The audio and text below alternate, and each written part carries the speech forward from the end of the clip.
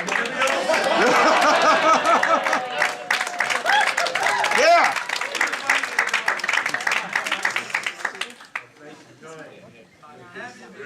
Hi.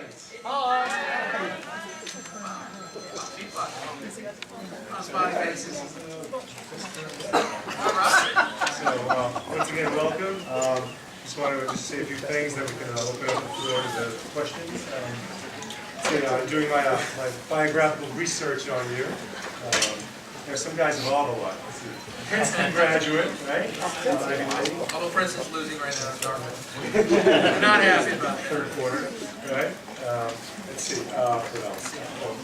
Television, film star. What else? Daddy. Daddy, yes, that's great. That's a big one. Also, before you got into acting, I know that you were offered a chance to, you tried out for what professional NFL team? Buffalo Bills, yeah, when you were injured. Bills fan. Bills! Go Bills! No? Come on, I know we play each other. I'm a Brady fan. I like Brady. So, things turned out quite differently than you expected, I think, huh?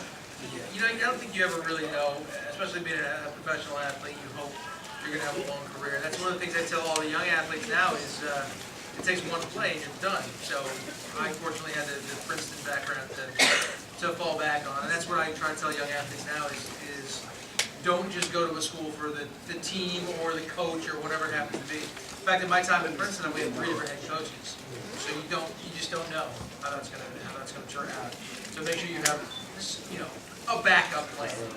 Now, how long did it take you to regroup, so to speak, as far as, you had your heart set on playing ball, and then this unfortunate thing happened. I'm not over it yet. Still bugs me. Yeah. No, I was, when I was about third, I had done like, I think we were the second to last season at Lois and Clark. That's about the time I finally realized I wasn't going to go back and play professional football. I kind of thought like I still had a shot. Just in your brain, you always think, I knew I was done. But you really want to play as an athlete as long as you can. I go back now and look at these guys, smacking around on Saturdays and Sundays. Whew, it does take its toll. I've had 6 surgeries myself, 2 on each knee, 1 shoulder, 1 ankle, shoulder and ankle. Obviously, I have some head injury too. But that, it's part of the game. And I have a 12-year-old. He's deciding not to play. Hi. Hey, what's up, man? He was small. That's what he said. So I have a 12-year-old who doesn't want to play tackle football right now, and Wants to. Doesn't want to. Doesn't. I don't know. There's a lot of collisions, and at that age, he's still kind of sweet. I know it's going to change when he becomes a teenager, but that's just part of the game.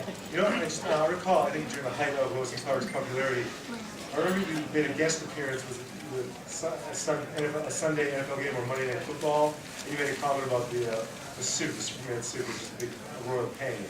And do you remember that appearance? It was Monday Night Football. Yeah, How could I forget that? Washington, Dallas at Washington. Because Jason Garrett, who is now the head coach of the Cowboys, was my teammate at Princeton and one of my closest friends. And he, now the Cowboys head coach, I know, New England fan. A great guy, but he was playing in that game. And so I was on Monday night there, got to talk about it. And the suit was just lycra, spandex. Constricting? Well, as constricting as lycra spandex can be, revealing sometimes. I don't know, I see a lot up there. There's a lot of lycra and spandex.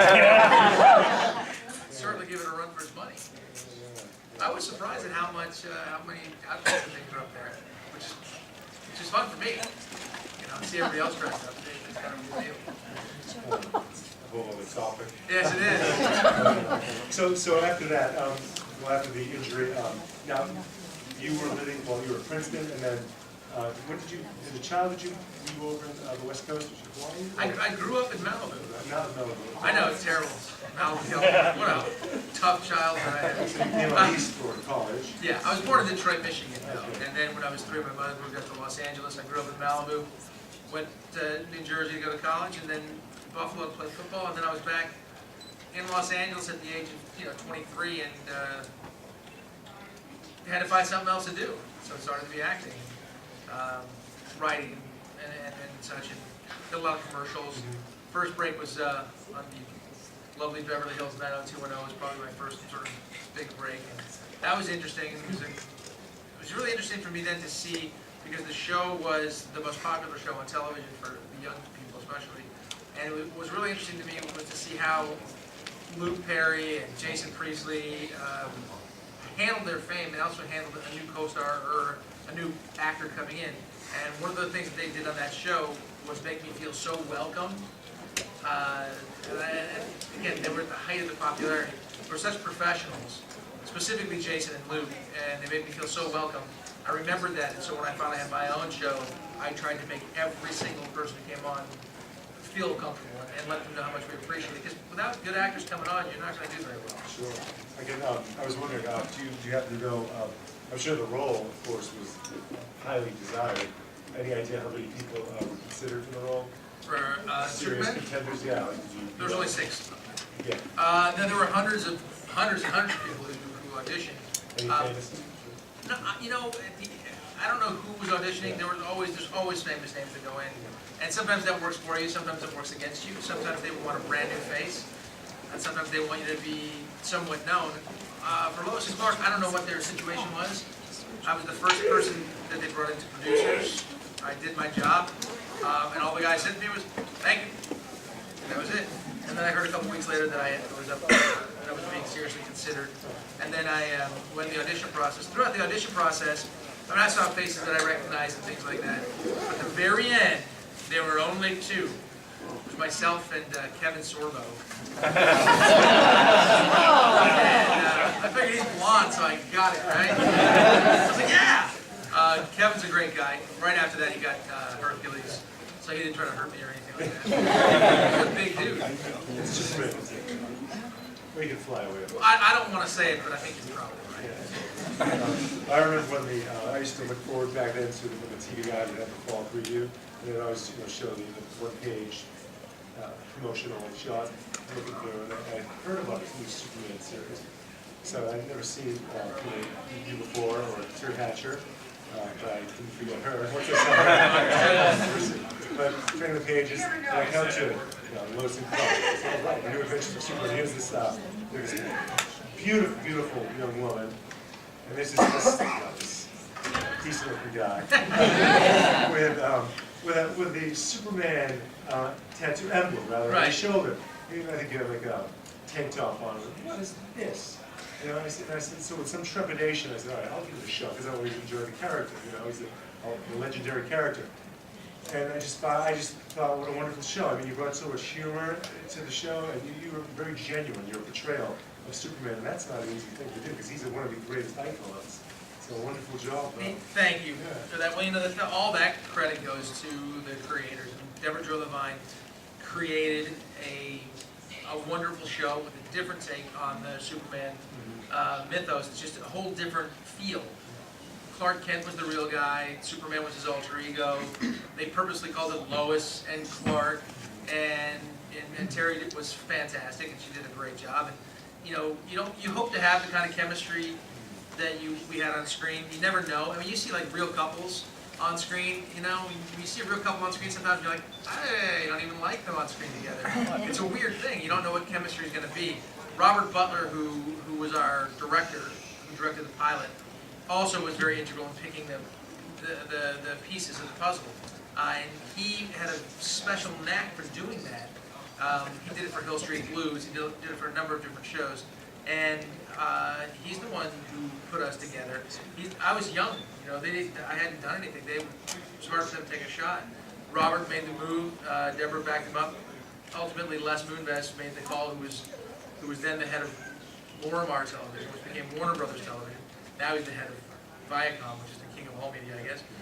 But he made that call, and I was very fortunate to have that break. And again, as an actor, you bring as much of you as you can to a role, different pieces of you. And for me, it was a very comfortable role to play, and I felt very comfortable from the beginning. I wasn't too worried about it being the fact that it was Superman, the most iconic American character ever. And if you start thinking about that, it could weigh you down. But I didn't feel that pressure.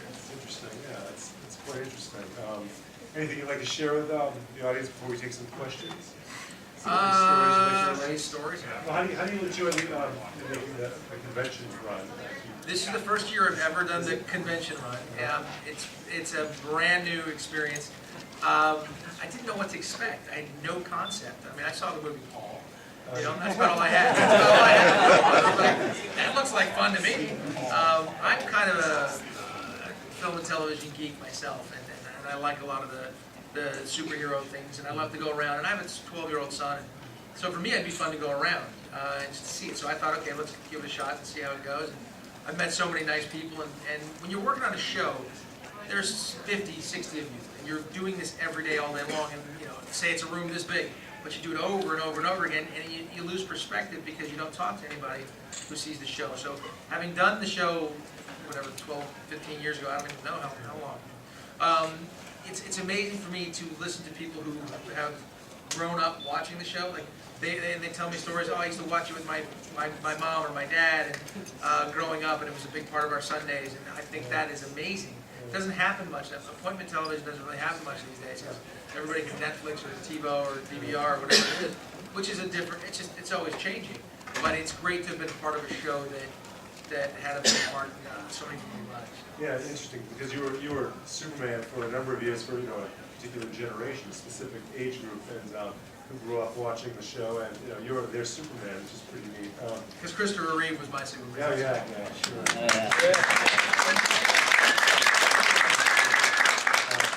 By the way, I caught a glimpse of Mr. Cain's son, and I can say that he's inherited his dad's good looks. But yeah, no, that's quite telling though what you say, and it just seems like all the pieces fell into place as far as just the way it worked out and the way it was kind of it seemed like an ensemble show. Very much so. Yeah. But all the pieces have to work. Right. You know, as you saw Jimmy Olsen come in before. Yes. No, Jimmy switched after one season and things like that. But overall, we had, and they both worked great. Yeah. But overall, we had a really good chemistry. We lost Tracy Scoggins, unfortunately, which I love Tracy being there. She's the most daredevil of all of us anyway. I mean, I don't know if I'd have made it through 4 years of Tracy. She's crazy. Like she would climb water towers and stuff. Scares the She's got more courage than I. But we had a really good group, and I love now that it's on. Like my son, I have DVDs. And he won't watch the DVDs. I'm like, hey, you want to watch one of the Superman DVDs? He's like, no. But if it's on Hub, he caught it on Hub the other day. He watched like 2 episodes in a row, and he's like, Dad, this is pretty good. I told you it was good. Watch more. So now he watches it, which I find pretty cool. And because there's so much content out there, for them to watch, like a whole new generation of kids are seeing that show. I mean, you only see a movie every once in a while, and the series you'll see more often. So hopefully I'll be able to be Superman to this generation of little guys too. Quick question, I forgot to ask earlier. Your major? History. History. Oh, what particular area? I took my comprehensive exams in war and diplomacy. I've always been fascinated by what makes countries and men such go to war. And I'm actually reading a historical novel right now called Unbroken. I don't know if anybody's I'm glued to this thing. It's a World War II story. I ran into a Navy SEAL buddy of mine the other day, and he said, read this book, and it's amazing. So I'm still a big fan of history. You learn so much from history, and it does repeat itself quite a bit. And it's just a big story. And everybody says, what are you going to do with your undergraduate degree? Well, the history is, what are you going to do, teach? Nobody does anything with an undergraduate degree anymore. You have to go to grad school and do this or that. So, like I'm encouraging my son, when he goes to college, I'll say get a liberal arts education, get a well-rounded education. Learn how to manage your time, your play time, and your work time. That's really what college is about to me, then becoming a man. It's funny, like now, if I went to college now, I would pay so much more attention. When you're a kid, you're like, yeah, I don't want to go to this, I want to get to the frat party. It's just a whole different ball of wax. So I still sort of hang around colleges and try to audit classes if possible. One other thing regarding Christopher Reeve. It's nice that both you and Christopher Reeve had guest starring stints on Smallville, right? So, well, Christopher Reeve, he went on and did a couple episodes, I believe. And once he did that on Smallville, you know, anybody else had anything to do with the whole Superman lore, I think we were obligated to do it. And we were looking for a reason for me to come on as a fun character. You know, when sort of the respected elder does it, you follow suit. At least I feel that way. And so I was more than happy to come on and do a bit of Smallville. And Terry did something afterward too. So a lot of us have been on the show, and I think that's great. Keeping that together is nice. Any chance of a cameo? Is it next year's Superman? I think they've already shot it. I don't know. If you know something I don't know, let me know, because I don't know anything about a cameo. They don't really do that. I met Henry Cavill, who's the next guy to play it. He's a really nice guy, great looking guy, big guy. He's probably 6'4", 6'3", 6'4". Obviously in great shape, and I think he has the right sensibility to play the role. So I'm really excited to see what they come up with. I'm going to put money down thinking it's going to be better than the last one. I'm just guessing. If I were a bet man, I would bet on it. Let's see, anyone have any questions? Okay. Well, in regard to your Smallville role compared to Lois and Clark, you played totally opposite ends of the spectrum. How was it playing a villain this time as opposed to the hero? Well, anytime you come to guest star on a show, you're usually the bad guy. They don't bring you on to have to be a good guy, because they got people for that already. It was fun because it was sort of the same world, and it was fun to be the bad guy and run around. But, and I've told this story before, the biggest kick I got out of it was near the end, sort of the big ending part. There was a part where Clark had his super speed through this area, and well, when you do that, everyone else has to move slowly, and you kind of move, through. And it's funny to be on the other end when you have to be moving slowly. And the one thing I said to Tom was when he was doing the rehearsals, we're all moving slowly. He would make sound effects. He was like, I was like, Tom, we don't do that. He was great about it. It was just very funny to see someone else having to do all the effects. So it was, I don't know, passing the torch or whatever it happens to be, but it was, you just go, okay, good. You're the guy, you do those things now, and we'll fight over the girl or something like that. It was, but it was a nice change of pace. It was fun, and I'm really glad I did the show and saw what they were up to up there.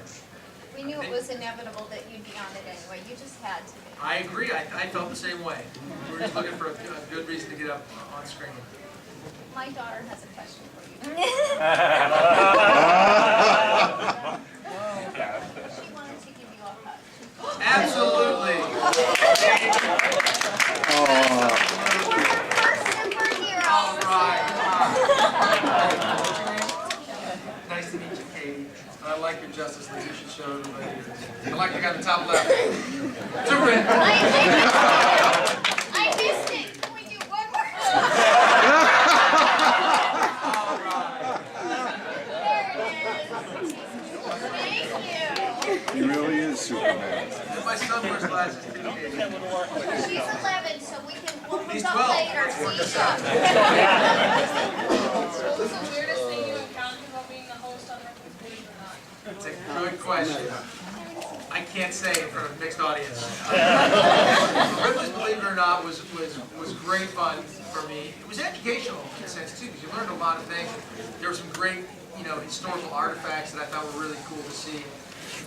The medical miracles were amazing. I mean, there's things, meeting a kid who had one half of his brain was gone, and had been shot in the head, and things like that was amazing. I loved the historical artifacts.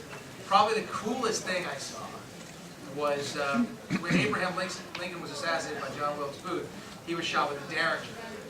John Wilkes Booth shot the president, and then jumped off onto stage, broke his leg, and held the Derringer that he shot him with. But when he landed and broke his leg, his backup gun fell out. It was also a Derringer. It had his name etched into the side and everything. So I actually got to hold that Derringer and see that, which was really cool. As a history major, I was like, wow. And you just go back, it brings you back to that place in history when that took place, and to our nation, into the world. That's a huge event. So that stuff was pretty amazing to see. And with the technological advances, some of the weird stuff people can do to their bodies is pretty fun. Put all kinds of stuff in their bodies. you know, people who put the Teflon in their, above their eyebrows and fangs, real fangs. Guy drilled holes and put whiskers in and things like that. That stuff is kind of made me queasy. But I like the historical stuff. So, way back. No. Quick question, as an Asian American actor, were there any barriers or stereotypes that you had to overcome breaking into the business, especially being cast as Superman? Were there any pushbacks from other people about an Asian American being cast? That's a very good question. It's funny. Growing up, I guess I'm a quarter Japanese, and I didn't really. I mean, I was aware, sort of aware. I didn't really notice that. I didn't think I looked. I look back now, and I was a very Asian-looking kid too. I was like, wow, look at me. And one time when I was, I don't know, maybe 10, 11 years old, my buddy said, "Hey, Frank's sister was asking if those Chinese kids moved away." And I was, which Chinese kids? She's like, you idiot. But I'm part Japanese. And I didn't understand that I was of the Asian family. And I never saw myself in that way. I never thought about it in those terms. When I was cast on Lois and Clark and I started playing Superman, I particularly I really enjoy ethnic jokes. I think they're hysterical. I take no offense at them at all. I mean, the stereotypes exist for a lot of reasons, for a lot of people, and a lot of things. And I think they're hysterical. So I have no qualms. Some of the nicknames I've had through the years from my friends would certainly attest to that. But one of the things that my brother brought this to my attention was that someone said when I was cast, it was a big thing online, someone said, "We wanted Superman, not Sushi Man." I want to thank whoever wrote that, because I laughed for about 25 minutes. My brother wanted to put it up on the wall. He thought it was hysterical. You know, I don't see things in those terms, black, white, green, yellow. I think if, I mean, I've tried so many times to play like an Asian bad guy in a movie, they won't cast me. It ticks me off. But, you know, I like that, for me, my look is a little bit ambiguous. People don't know if I'm Italian or if I'm Spanish or whether I speak Spanish. So I like being able to play different roles. I played Hawaiian a number of times. Having a little bit different look can be a great boon as an actor too. So I never think in terms of being Asian American or anything of that nature. And I think it's gotten to a point where people don't see that as much nowadays. I think it's going to be something, hopefully, a thing of the past very soon. Mr. Cain, can you tell why you doing? I'm that little guy that Yes, sir. made sexual advances towards you earlier. Here's the situation. I admire your work, and let me ask you something. From a comic book perspective, mental flick. Do you think I can be mental flick if you do come back with Superman? I think so. On the show we had it as Howie Mandel. Yeah. And I can see I confused you and Howie. Howie was great doing that. So you easily could have played. Because mental flick technically is a little person in a comic book. Yes. And I don't see you, Superman, battling little people, so I'm kind of offended by it, but you know what? I will not hold it against you because you're a straight actor.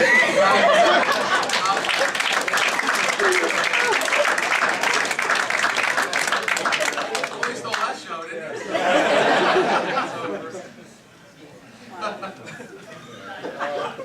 Time doing bloopers, Yes. like the earlier question of all the amusements that you had with it. Well, Bloopers I'm shooting right now. I currently host a show called Bloopers for Dick Clark Productions. And what it is I don't know if anybody seen Tosh Point Out?